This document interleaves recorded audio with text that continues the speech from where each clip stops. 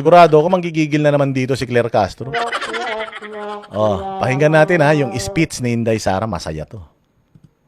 But sovereignty is not lost only to those who come from foreign shores. Nawawala rin ito sa tuwing ang serbisyo publiko ay nagiging pribadong negosyo. Kung ang mga opisyal ng gobyerno ay mala sindikato sa pagnanakaw ng pera ng bayan. Thank you, please take your seat.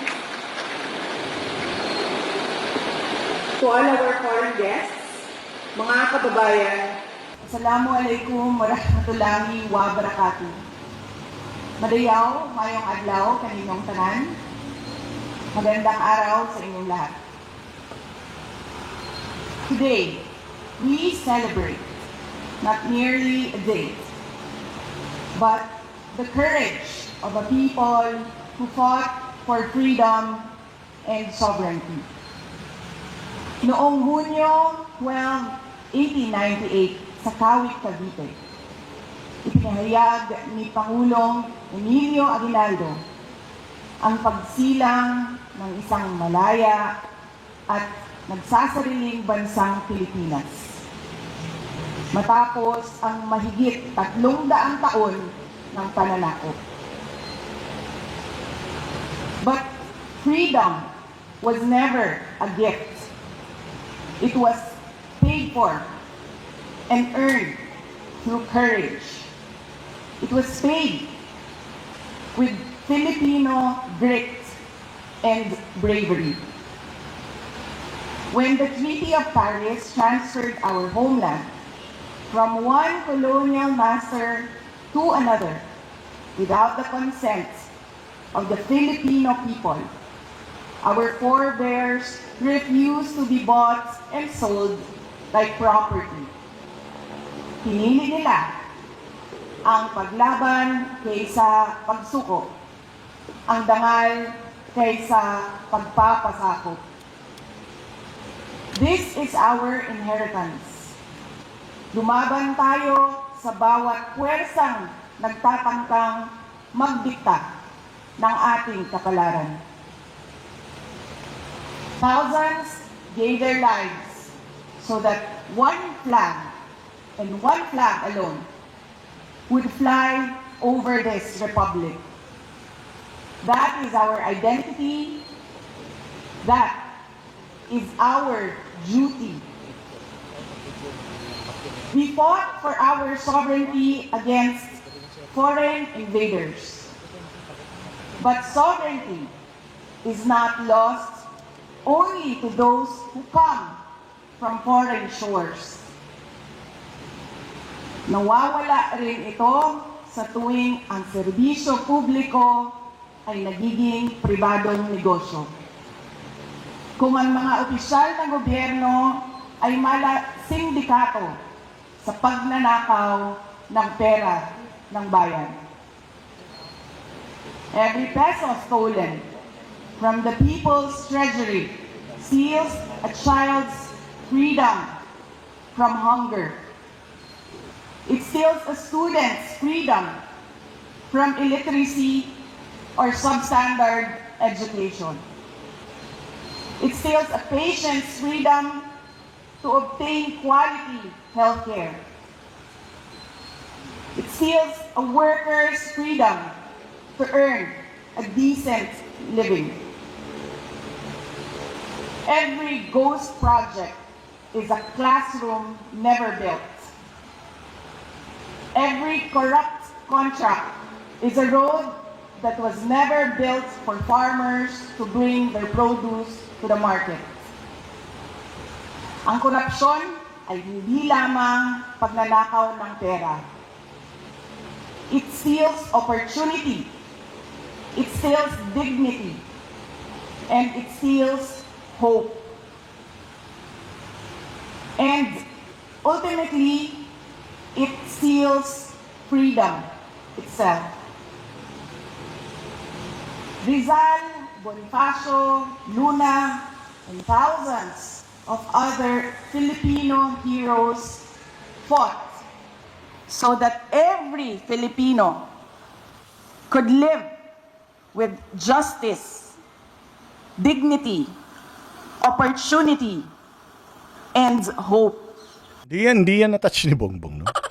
Hindi niya na-touch yung mga ano na yan, yung mga detalye na yan. Wala eh. Tanga eh. Puros kasinungalingan eh. Puros generic. Pero ito, di ba? Ganyan kakin si Inday Sara sa detalye.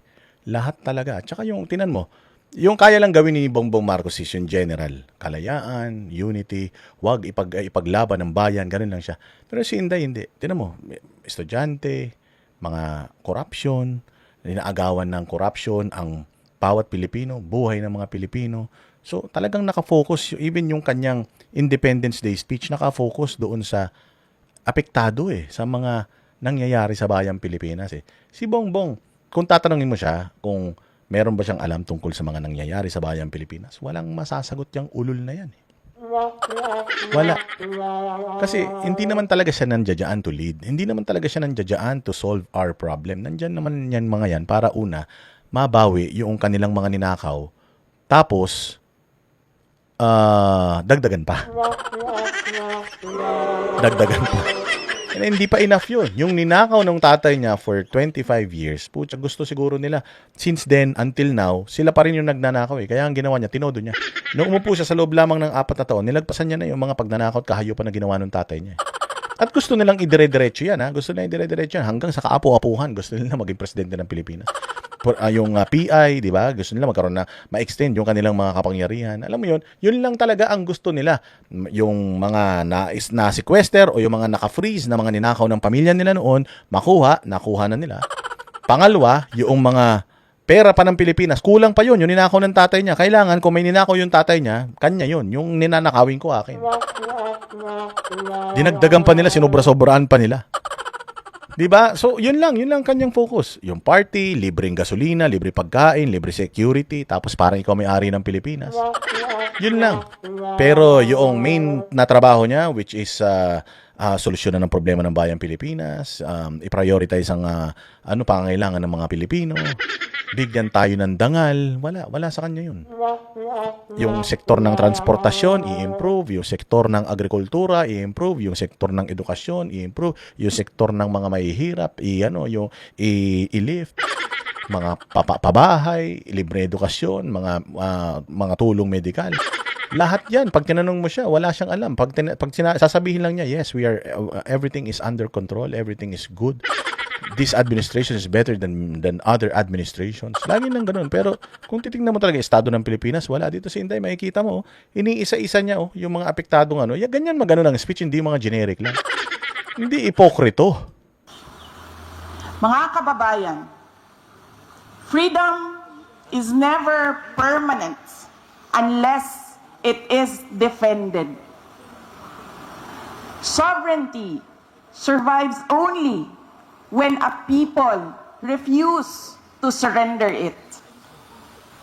Hope survives when citizens refuse to accept bad governance as their destiny.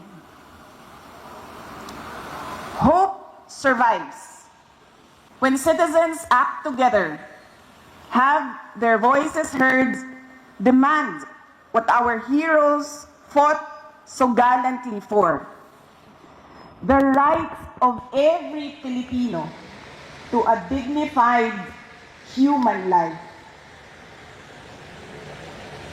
Hope survives when our people believe they have a better future.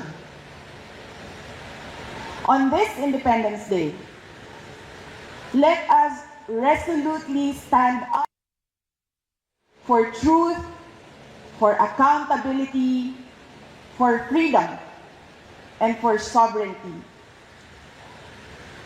Piliin natin ulit ang paglaban kaysa pagsuko, ang dangal kaysa sa pagpapasakop. Piliin natin ang katotohanan. Piliin natin ang pananagutan. At higit sa lahat, piliin natin ang pag-asa. Mubarog ug makigbisog kita batok sa tanang puwersa nga musulay sa pagbuot sa atong kapalaran. Uban sa paglaom nga nagikan sa dili malupig nga gahom sa kasing-kasing sa katawhang Pilipino. Ang Independence Day mao ang atong adlaw sa paglaom nga ang kagawasan ug soberanya mao gyud ang atong tinuod ug malungtarong kabilin.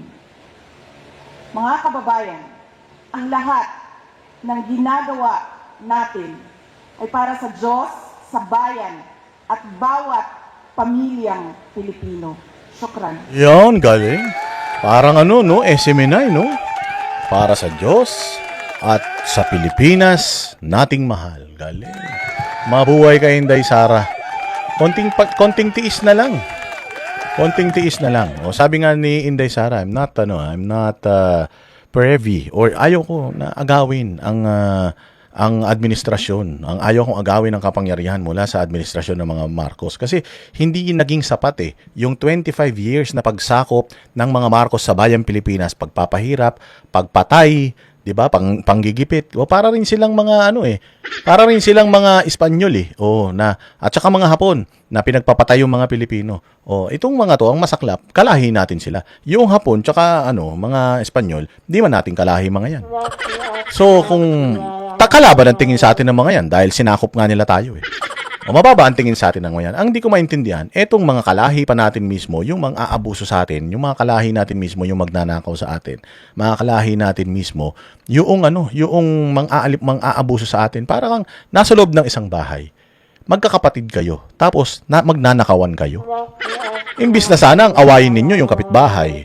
Awayin ninyo, nakawin ninyo yung ihawan ng kapitbahay, yung aso ng kapitbahay, katayin nyo. Yung manok ng kapitbahay, itinola nyo. Yung panty ng kapitbahay, nakawin nyo, tapos isuot nyo, gano'n. Mas maintindihan mo pa siguro kesa yung kayo-kayo sa loob ng tahanan. Inaasahan nyo yung isa't isa, tapos sinisira nyo yung isa't isa. Yung bahay nyo na tinutuluyan, putsang ina, binababoy ninyo, tumatae kayo kung saan, umiihi kayo kahit wala kayo sa kasilyas. Tiyayan, hindi nyo nililinisan.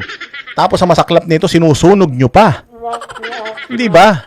Yan yung talagang hindi katanggap-tanggap. So, pinagnanakawan tayo nitong mga Marcos na ito. Ginawa ng mga Marcos yan sa atin. So, sabi nga ni Inday, hindi sapat yung 25 years para matuto tayo Nag-renew pa tayo. Yung magnanakaw na Marcos Sr., nilagyan pa natin ng bagong magnanakaw na Bongbong Marcos. Anak ng tinapay na yan. Bagamat naging parte si Inday Sara ng pagkapanalo ng mga yan, tapos nang sisihan kung ginawa natin yung ating mga assignment na aralin kung sinong mga hudas na ito. Kung ginawa lang sana natin yun, hindi natin sinisisi si Inday Sara. Dahil bagamat inendorso ni Inday Sara, bakit ko sinabi ni Inday Sara, uminom kayo ng lason, iinom kayo lahat ng lason? Pag sinabi ni Inday Sara, ako si Inday Sara, kung mahal nyo ko, kumain kayo ng tae na may bubog, kakain kayo ng tae na may bubog. Huwag nyo isisi kay Inday Sara yung huwag nyo isisi kay Inday Sara yung mga pagkakamali natin. Pagkakamali nyo yan. Oo. So, kaya nga ngayon, yun yung sinasabi ni Inday Sara. Gusto ko bang agawin yung administrasyon ni Bongbong? Hindi. Gusto ko tapusin yung administrasyon ni Bongbong kasi gusto kong makita ng taong bayan na talagang walang Marcos na magdudulot ng mabuti sa bayang Pilipinas. Puros mga satanas yan. Walang maayos na gagawin yan. Ngayon, pagkatapos ni Inday Sara, may tatakbo ulit na Marcos. Si Sandro Marcos, tatakbo yan. Iboboto nyo ulit. Kahit, sabihin na natin, si Basti Duterte ang mag-endorso sa kanya. Iboboto nyo yan. So magsilbing aral sa atin. Kung nagsilbing aral sa atin noong mga nakaraan, hindi natin inabot yung Espanyol, yung Hapon na nanakop sa atin, hindi natin inabot yun. Karamihan nga sa atin, hindi na rin inabot yung martial law. Pero ito, inabot natin itong pananakop ng Marcos Jr. na mga bangag di umano. Baka naman pwedeng matuto na tayo at sa mga susunod na henerasyon, ipasa natin yung galit sa mga Marcos. Totoo po na mga satanas yung mga yan. Noon, pinagtatanggol pa natin sila dahil satanas din yung pumalit na mga Aquino. Pero totoo, 2 pamilya lang sa Pilipinas ang mga salot. Pamilya ng mga Marcos at pamilya ng mga Aquino at mga liberal. Wala nang iba.